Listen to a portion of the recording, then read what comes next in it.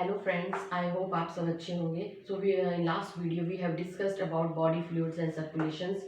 तो उसमें हमने ब्लड की डेफिनेशन पढ़ी थी और उसकी कंपोजिशन पढ़ी थी। तो आज हम उसकी कंपोजिशन में फर्स्ट पार्ट में हम पढ़ेंगे प्लाज्मा का।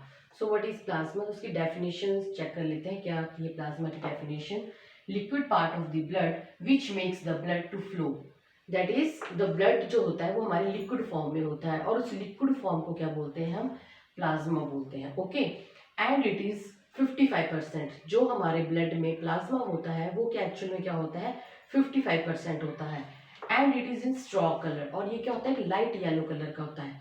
तो हमें कैसे पता चलता है कि जो प्लाज्मा होता है वो लाइट येलो कलर का होता है? क्योंकि ब्लड जो होता है वो एज यूजुअल रेड कलर का हमें दिखता है।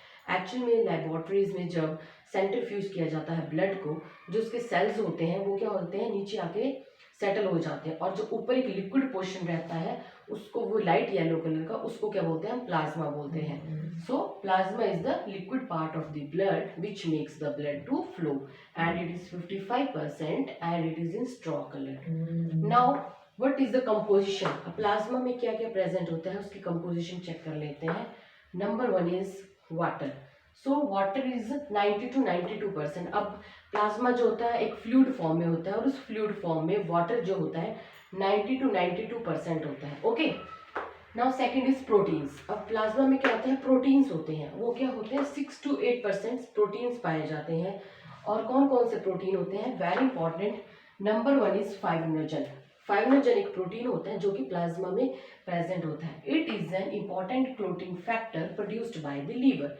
ये जो फाइब्रिनोजन होता है ये कौन प्रोड्यूस करता है? लीवर प्रोड्यूस करता है, और ये प्लाज्मा में जाके मिलता है। और क्लोटिंग फैक्टर क्या होता है? यू नो दैट अगर हमारे फिंगर में, बॉडी में इंजरी हो जाती है, जब ब्लड लॉस होता है तो कुछ टाइम बाद क्या होता है? क्लॉट बन जाता है। उस क्लॉट, वो क्लॉट किस चीज़ की वजह से बनता है? फाइब्रिनोजन प्रोटीन की वजह से बनता है। अगर वो क्लोटिंग फैक्टर ना हो तो हमारा ब्लड जो होगा लॉस होता जाएगा और हमारी डेथ हो सकती है। That is fibrinogen is an important clotting factor produced by the liver.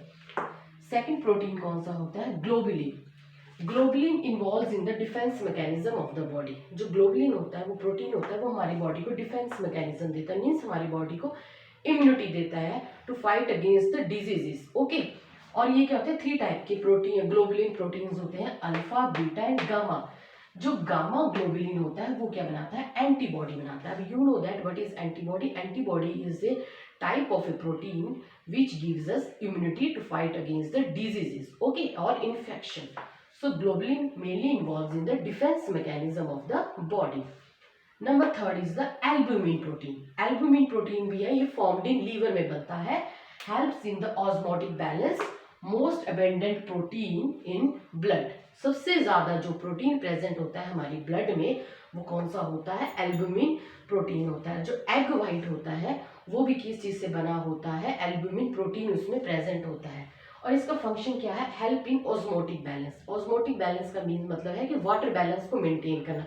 अगर हमारी बॉडी के टिश्यूज में ज्यादा वाटर होता है तो वो क्या करता है? एल्बुमिन प्रोटीन क्या होता है जो प्लाज्मा में होता है, एक्सेस ऑफ वाटर क्या करता है?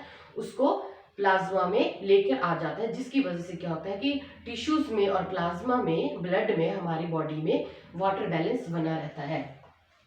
So these are the 3 type of very important proteins: fibrinogen, globulins and albumins.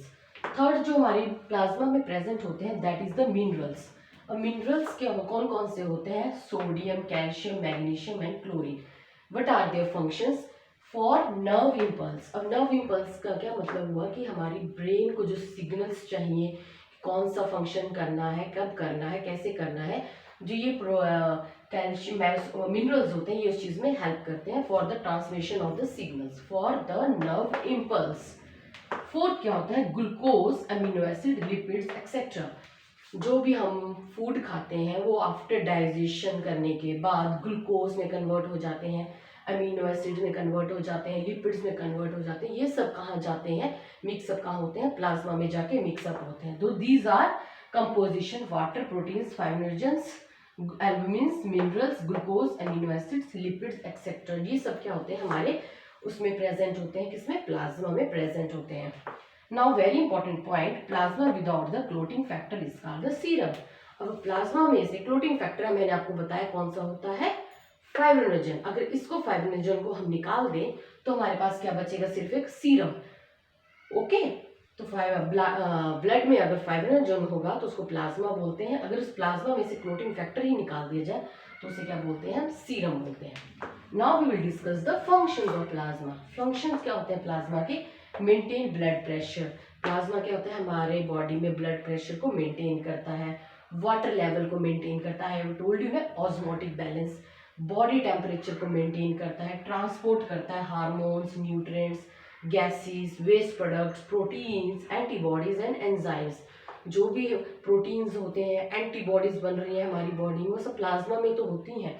Enzymes होती हैं, वेस्ट प्रोडक्ट्स जो हमारी बॉडी में होते हैं वो सारे प्लाज्मा से होते हुए थ्रू लीवर, फिर किडनी से थ्रू एक्सक्रीट होते हैं।